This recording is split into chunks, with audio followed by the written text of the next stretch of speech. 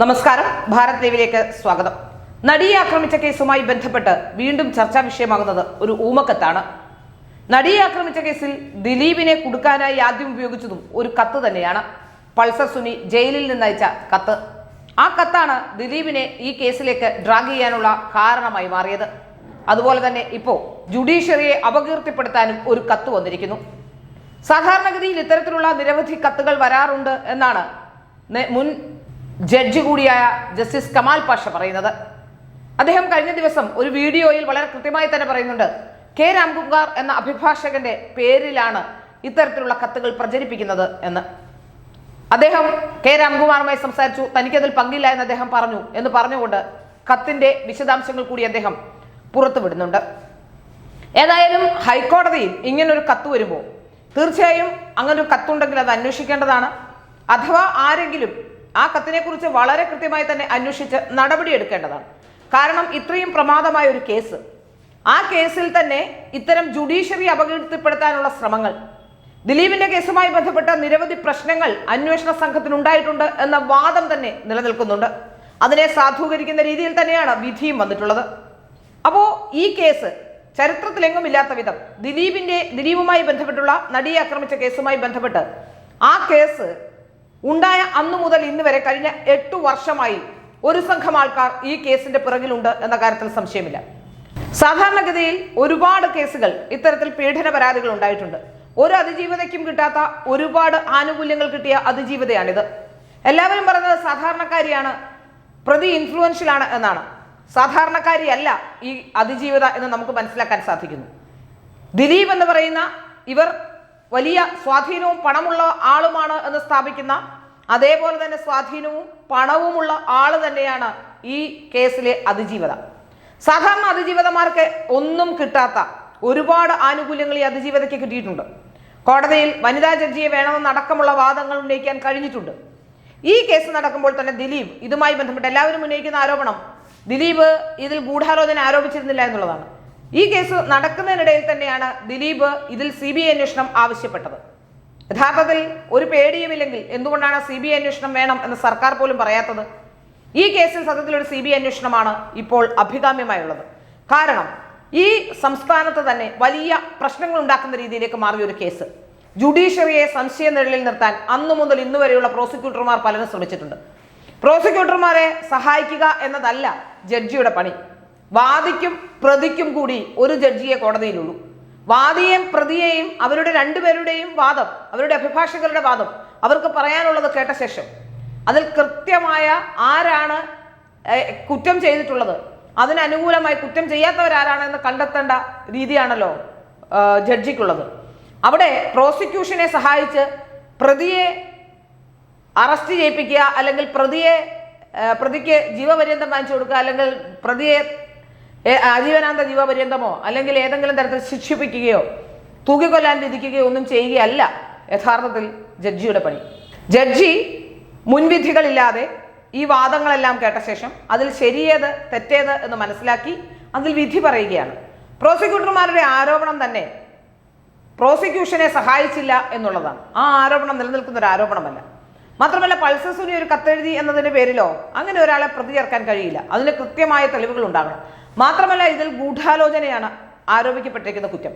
ഈ പറയുന്ന പ്രോസിക്യൂട്ടർമാരെല്ലാം പറയുന്നുണ്ട് ഗൂഢാലോചന തെളിയിക്കാൻ കഴിയില്ല. എന്നാൽ കുറേ അധികം തെളിവുകൾ കൊണ്ടുവന്ന് അവിടെ മറിച്ച് ഇട്ടിരിക്കുകയാണെന്ന് പറയുമ്പോഴും, കൃത്യമായ രീതിയിലൊരു അന്വേഷണം നടന്നു എന്ന് പറയുമ്പോഴും കൃത്യമായ തെളിവുകൾ കോടതിയിലെത്താനോ അത് സ്ഥാപിക്കാനോ അഭിഭാഷകർക്ക് സാധിച്ചിട്ടില്ല എന്ന് തന്നെയാണ് പ്രധാനപ്പെട്ട കാര്യം. ഇന്ന് ആ കേസുമായി ബന്ധപ്പെട്ട് അതിജീവിതയുടെ അഭിഭാഷക പറയുന്നത് കേട്ടു, ഇടതുപക്ഷ അനുഭാവം ഉണ്ടായിരുന്ന ജഡ്ജി ആയതുകൊണ്ട് തങ്ങൾ കൊണ്ടുകൊടുക്കുന്നതെല്ലാം അംഗീകരിക്കുമെന്ന് വിചാരിച്ചു എന്ന്. അപ്പോൾ ഒരു ജഡ്ജി രാഷ്ട്രീയം നോക്കി വിധി പറയേണ്ട ആളാണോ? അല്ലെങ്കിൽ അവരുടെ രാഷ്ട്രീയ ചായ്വനുസരിച്ച് വിധി പറയേണ്ട ആളാണോ ജഡ്ജി? എന്താണ് മിനി ഉദ്ദേശിക്കുന്നത്? ഇത്തരം അഭിഭാഷകർ കോടതിയിലേക്ക് എന്നാൽ എന്തായാലും സംഭവിക്കുക? കഴിഞ്ഞ ദിവസം മറ്റൊരു പ്രധാനപ്പെട്ട കാര്യം കണ്ടത്, ഒരു വനിതാ അഭിഭാഷക വന്ന് വളരെ വികാരപരമായി കോടതി വളപ്പിൽ കടന്ന് ബഹളം വെക്കുന്നുണ്ട്. കുറച്ച് നാളുകൾക്ക് മുമ്പ് നമുക്ക് കേരളീയ പൊതുസമൂഹത്തിലെല്ലാം അവരെ പരിചയമുണ്ട്. സ്വന്തം വീട്ടിൽ നിന്ന് തന്നെ പ്രശ്നം ഉണ്ടാകുന്നു എന്ന് പറഞ്ഞുകൊണ്ട് സോഷ്യൽ മീഡിയയിൽ വന്ന് ഇതേപോലെ ബഹളം ഉണ്ടാക്കിയ ഒരാളാണിത്, സ്വന്തം സഹോദരങ്ങളെയും വീട്ടുകാരെയും ഒക്കെ കുറ്റപ്പെടുത്തിക്കൊണ്ട്. ഏതായാലും ഇന്നലെ വന്ന ഊമക്കത്തുമായി എന്തെങ്കിലും ബന്ധം ഇവർക്കൊക്കെ ഉണ്ടോ എന്ന് അന്വേഷിക്കേണ്ടിയിരിക്കുന്നു. കാരണം ജുഡീഷ്യറി അപകീർത്തിപ്പെടുത്തുക എന്ന ഉദ്ദേശം ആർക്കാണ് ഉള്ളത്? എന്തിനാണ് ഈ വിഷയത്തിൽ ജുഡീഷ്യറി അപകീർത്തിപ്പെടുത്തുന്നത്? സത്യത്തിൽ കഴിഞ്ഞ കുറേ കാലങ്ങളായി ഇവർ ശ്രമിച്ചുകൊണ്ടിരിക്കുന്നത് ദിലീപിനെയും ആ ജഡ്ജിയെയും ഗൂഢാലോചനയുടെ പരിധിയിൽ നിർത്താനാണ്. കോടതികളെ ഗൂഢാലോചനയുടെ ഭാഗമാക്കി മാറ്റാനാണ്, അല്ലെങ്കിൽ ഗൂഢാലോചന സിദ്ധാന്തം ആരോപിച്ചുകൊണ്ട് മുമ്പോട്ട് വന്നിട്ടുള്ളത് കോടതികളെ ഇല്ലാതാക്കാൻ, കോടതികളുടെ വിശ്വാസ്യത ചോദ്യം ചെയ്യാനാണ്. സത്യത്തിൽ എന്തിനാണ് കോടതികളുടെ വിശ്വാസ്യത ചോദ്യം ചെയ്തത്? സംസ്ഥാനത്ത് ഇല്ലാതാക്കാൻ, അരാജകത്വം ഉണ്ടാക്കാൻ. യഥാർത്ഥത്തിൽ കോടതികളുടെ വിശ്വാസ്യത ചോദ്യം ചെയ്യുന്ന ചാനലുകാരാണെങ്കിലും മാധ്യമപ്രവർത്തകരാണെങ്കിലും ഏത് കൊമ്പത്തെ മാധ്യമപ്രവർത്തകരാണെങ്കിലും അവരെ പിടിച്ച് ജയിലിലിടണമെന്ന് തന്നെയാണ് എൻ്റെ പക്ഷം. കാരണം നമുക്ക് ജുഡീഷ്യറിയുടെ വിശ്വാസ്യത നഷ്ടപ്പെടുത്തുന്ന രീതിയിൽ സംസാരിക്കുന്ന, അല്ലെങ്കിൽ ഒരു കേസിൽ വിധി പറഞ്ഞു കഴിഞ്ഞിരിക്കുന്നു, അതിൽ ശിക്ഷാവിധി പ്രഖ്യാപിച്ചിട്ടില്ല, വിധി പ്രസ്താവമേ വന്നിട്ടുള്ളൂ. എന്തൊക്കെ കാരണം കൊണ്ടാണെന്ന് അറിയില്ല. അതിനു മുമ്പേ കഥകളും ഉപകഥകളുമായി ഇറങ്ങിയിരിക്കുന്നു. ഒരുപാട് കള്ളത്തരങ്ങൾ റിപ്പോർട്ടർ ചാനലിന്റെ റിപ്പോർട്ടർ അടക്കമുള്ളവർ വന്നിരുന്ന് പറയുന്നത് 90% കള്ളത്തരമാണ്. അതുമായി ബന്ധപ്പെട്ട വിഷയങ്ങൾ പിന്നീട് ഒരു വീഡിയോയിൽ ഞാൻ പറയുന്നതാണ്. ഏതായാലും ഈ വിഷയത്തിൽ എന്താണ് മാധ്യമപ്രവർത്തകർക്ക് പ്രത്യേക താല്പര്യം? മാധ്യമപ്രവർത്തനം എന്നാൽ ആക്ടിവിസം അല്ല. സ്വന്തം തലമറന്ന് എണ്ണ തേക്കുകയാണ് മാധ്യമപ്രവർത്തകർ അടക്കമുള്ളവർ എന്ന കാര്യത്തിൽ സംശയമില്ല. ഇവിടെ നമുക്ക് മനസ്സിലാക്കേണ്ട കാര്യം, ഒരുപാട് തെളിവുകൾ ഉണ്ടെങ്കിൽ ആ തെളിവുകളുമായി മുൻ കോടതികളിലേക്ക് പോയാൽ പോരെ? ഹൈക്കോടതിയിലും സുപ്രീം കോടതിയിലും ഒക്കെ ഉണ്ടല്ലോ ഇവർ പറയുന്ന ഏതെങ്കിലും തെളിവുകൾ, അല്ലെങ്കിൽ ഏതെങ്കിലും തരത്തിൽ. എന്തിനാണ് ഈ തെരുവിൽ ഇറങ്ങിക്കിടന്ന് ബഹളം വെക്കുന്നത്? എന്തിനാണ് കരഞ്ഞുകൂവി ബഹളം ഉണ്ടാക്കിക്കൊണ്ട് അയ്യോ തെളിവുണ്ടായിരുന്നേ എന്ന് പറഞ്ഞുകൊണ്ടിരിക്കുന്നത്? വളരെ കൃത്യമായി. അതുമാത്രമല്ല, ദിലീപിനെ ഒരിടത്തും ഒരു സ്ഥലത്തും ഇനി ഒരു സംഘടനയുടെ ഭാഗമാക്കരുത്, ദിലീപിന് സിനിമ നൽകരുത്. ഇതെന്താണ്? ഇതിന്റെ പിന്നിലെ കാര്യം എന്താണ്? മാധ്യമപ്രവർത്തകർ മുമ്പെങ്കും ഇല്ലാത്ത വിധം മാധ്യമപ്രവർത്തകരുടെ മുഖത്തെ ദേഷ്യമൊക്കെ കാണണം ഈ വാർത്തയെക്കുറിച്ച് പറയുമ്പോൾ. എന്തിനാണ് വ്യക്തിപരമായ വൈരാഗ്യങ്ങൾ വാർത്തകളാക്കി മാറ്റുന്നത്? യഥാർത്ഥത്തിൽ ഇന്നലെ വന്ന കത്തുമായി ബന്ധപ്പെട്ടാണെങ്കിൽ നേരത്തെയും ഇത്തരം കത്തുകൾ ഹൈക്കോടതിയിലേക്ക് വന്നിട്ടുണ്ട്. ഇന്ന് വരെ ഉണ്ടാകാത്തൊരു നടപടി ഉണ്ടാക്കിയിരിക്കുന്നു. ആ സാരമില്ല, നടപടി നല്ലത് തന്നെ, അതിൽ യാതൊരു സംശയവുമില്ല. ഈ കത്തെഴുതിയത് ആരാണ് എന്ന് അന്വേഷിക്കേണ്ടിയിരിക്കുന്നു. പക്ഷെ ആ കത്തെഴുതിയ ആളും ഒക്കെ തമ്മിൽ എന്തെങ്കിലും ബന്ധമുണ്ടോ? ഈ കത്തിന് കാരണമായ കാര്യങ്ങളുണ്ടോ എന്ന് നമുക്കറിയില്ല. ഏതായാലും ഇന്നലെ ഹൈക്കോടതിയിൽ വന്ന് ബഹളം വെച്ച് കരഞ്ഞുകൂവിയ അഭിഭാഷക വളരെ കൃത്യമായി ഈ ഹൈക്കോടതിയിൽ നിന്ന് കത്തെടുത്തയച്ച അഭിഭാഷക അസോസിയേഷന്റെ ആളുമായി ഇരിക്കുന്നൊരു ഫോട്ടോയൊക്കെ ഫേസ്ബുക്കിൽ വെച്ച് ഉടൻ തിരഞ്ഞെടുപ്പ് വരുന്നു എന്നൊക്കെ പറഞ്ഞുകൊണ്ട് അയാളെ പ്രകീർത്തിച്ചുകൊണ്ടൊരു ഫേസ്ബുക്ക് പോസ്റ്റ് അഭിഭാഷകനെ പ്രകീർത്തിച്ചുകൊണ്ട് ഇട്ടിരിക്കുന്നുണ്ട്. ഏതായാലും ഈ കേസിൽ നല്ല രീതിയിൽ ഒരു അന്വേഷണം വരേണ്ടതാണ്. ഇനി നീതിപീഠങ്ങളെ ഒരിക്കലും ഇത്തരത്തിൽ ബാഹ്യസമ്മർദ്ദം ഉണ്ടാക്കി, അല്ലെങ്കിൽ ജനങ്ങളെയെല്ലാം ഇളക്കി വിട്ടുകൊണ്ട് പൊതുബോധമുണ്ടാക്കിക്കൊണ്ട് അവരെ ചൊൽപ്പടിയിൽ നിർത്താനുള്ള ശ്രമമാണ് നടത്തുന്നതെങ്കിൽ അതിന് നിൽക്കാതിരുന്ന ആ ജഡ്ജി തന്നെയാണ് ഏറ്റവും പ്രധാനപ്പെട്ടത്. മാത്രമല്ല ഇവർ തന്നെ പറയുന്നുണ്ട്, കഴിഞ്ഞ പല വാദഗതികൾ മുന്നോട്ട് വെക്കുന്ന കൂട്ടത്തിൽ പറയുന്നു ദിലീപിന് അറിയാമായിരുന്നു ഈ വിധിയെന്ന്. ദിലീപിന് അറിയാമായിരുന്നു വിധി എന്ന് പറയുമ്പോഴും കോടതിയിലേക്ക് പോയ ദിലീപല്ല തിരിച്ചിറങ്ങി വരുമ്പോൾ, കോടതിയിലേക്ക് പോകുമ്പോൾ ദിലീപിന് പേടിയുണ്ടായിരുന്നു, പുറത്തേക്ക് ഇറങ്ങി വരുമ്പോൾ ദിലീപ് വളരെ കോൺഫിഡൻസോട് കൂടിയായിരുന്നു എന്നാണ് ഇവരെല്ലാം പറയുന്നത്. അവർ തന്നെയാണ് പറയുന്നത് ദിലീപിന് ഈ വിധി നേരത്തെ അറിയാമായിരുന്നു, ഇത് സെറ്റിൽമെന്റ് നടത്തിയതാണെന്നൊക്കെ പറയുന്നതും അവർ തന്നെയാണ്. അങ്ങനെയാണെങ്കിൽ ദിലീപിന് പേടിക്കേണ്ട കാര്യമേ ഇല്ലല്ലോ. ദിലീപ് കഴിഞ്ഞ ദിവസങ്ങളിലെല്ലാം ഇത്തരം പേടിയിൽ നടക്കേണ്ട ആവശ്യമുണ്ടോ? ഇല്ലല്ലോ. അപ്പോൾ ഒരു കേസിൽ നമ്മുടെ ഭാഗം ജയിച്ചു കഴിഞ്ഞാൽ നമുക്കൊരു കോൺഫിഡൻസ് ഒക്കെ ഉണ്ടാവും, നമ്മുടെ സത്യം വിജയിച്ചു, നമ്മൾ പറഞ്ഞ കാര്യങ്ങൾ വിജയിച്ചു എന്ന് തോന്നൽ ദിലീപിന് ഉണ്ടായിട്ടുണ്ടാവാം, ആ കോൺഫിഡൻസ് ഉണ്ടായിട്ടുണ്ടാവാം. ഇത്രയും കാലം അയാൾക്ക് പറയാൻ കഴിയാതിരുന്ന കാര്യം അയാൾ തുറന്നു പറയാൻ ശ്രമിച്ചിട്ടുണ്ടാകാം.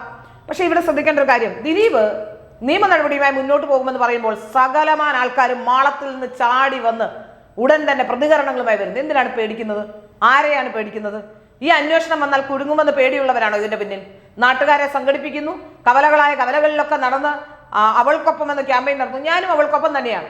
പക്ഷേ അവർക്ക് നീതി കിട്ടിയെന്ന് തന്നെയാണ് എൻ്റെ പക്ഷം. ആ കൃത്യത്തിൽ നേരിട്ട് പങ്കെടുത്ത 6 പേർക്കും അതിന് കൃത്യമായ തന്നെ ആ ശിക്ഷാവിധിയും ഉണ്ടാകുമെന്നാണ് എനിക്ക് മനസ്സിലാക്കാൻ സാധിക്കുന്നത്.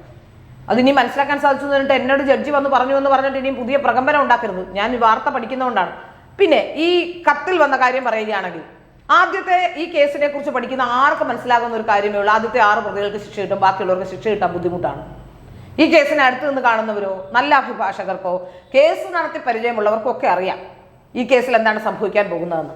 അപ്പോൾ അതുകൊണ്ട് തന്നെയായിരിക്കും അത്തരം ഒരു വാദഗതികൾ മുന്നോട്ട് വന്നത്. ഏതായാലും കത്ത് ഇന്നലെയാണ് കൈമാറിയിട്ടുള്ളത്. അത് 2-ാം തീയതി വന്ന കത്ത് പൂഴ്ത്തി വെച്ചിരിക്കുകയായിരുന്നു. അല്ലെങ്കിൽ എന്താണ് 2-ാം തീയതി വന്ന കത്തിനെ ഇപ്പോൾ ആ കത്ത് ഇപ്പോൾ പുറത്ത് വരാനും ഒക്കെ ഉള്ള കാരണം, ഈ ഹൈക്കോടതിയിൽ കിടന്ന് ബഹളം വെച്ച അഭിഭാഷകയും ആ അഭിഭാഷക അസോസിയേഷന്റെ പ്രസിഡന്റിനെ പ്രകീർത്തിച്ചുകൊണ്ട് എഴുതിയിട്ടുള്ള പോസ്റ്റും രണ്ടുപേരുമുള്ള ഫോട്ടോയും അമിത ആഹ്ലാദവും ഒക്കെ കാണുമ്പോൾ എവിടേക്കോ ആരൊക്കെയോ ഈ കത്ത് എഴുതിയെന്ന് സംശയം ഉണ്ടാവുക സ്വാഭാവികമല്ലേ? സാധാരണക്കാർക്കെല്ലാം തോന്നുന്ന സംശയമല്ലേ? ഏതായാലും അന്വേഷിച്ച് കണ്ടെത്തേണ്ട ആവശ്യമുണ്ട്. അന്വേഷിച്ച് കണ്ടെത്തട്ടെ. ഈ കത്തിന്റെ ഉറവിടം കണ്ടെത്തുക തന്നെ വേണം.